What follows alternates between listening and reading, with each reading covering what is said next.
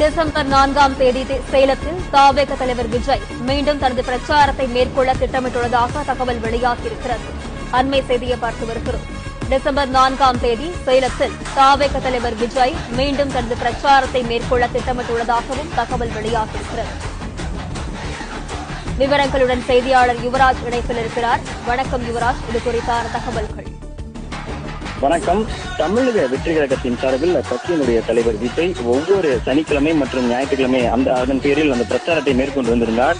கடந்த செப்டம்பர் மாதம் 27ஆம் தேதி கரூர் மாவட்டத்தில் மேற்கொண்ட பிரச்சாரத்தின் பொழுது 41 பேர் உயிரிழந்திருக்கக்கூடிய நிலையில் அந்த பிரச்சாரமானது நிறுத்தி வைக்கப்பட்டிருந்தது. அதற்கு முன்பாக அந்த பிரச்சாரத்தின் பொழுது உயிரிழந்த 41 நபர்களின் குடும்பத்தினரையும் அதே போன்று அதில் பாதிக்கப்பட்ட நபர்களையும் விஜய் சந்தித்து பேசியிருந்தார். அதற்கு பின்பாக கட்சியினுடைய அவசர சிறப்பு பொதுக்குழு கூட்டம் என்று பல்வேறு கட்சியினுடைய திட்டங்களுக்கு பிறகு தற்பொழுது இந்த பிரச்சாரத்தை மீண்டும் நடத்துவதற்காக விஜய் திட்டமிட்டிருக்கின்றார். அதன்படி வருகின்ற டிசம்பர் மாதம் 4ஆம் தேதி சேலத்தில் அந்த பிரச்சாரத்தை நடத்துவதற்காக தற்பொழுது காவல் ஆணையர் அலுவலகத்தில் கடிதமானது கொடுக்கப்பட்டிருப்பதாக தகவலும் வெளியாகி இருக்கின்றது. இதன் சார்பில் கட்சியில் விரைவில் அதிகாரப்பூர்வ அறிவிப்பும் வெளியாகும் எனவும் சொல்லப்படுகின்றது.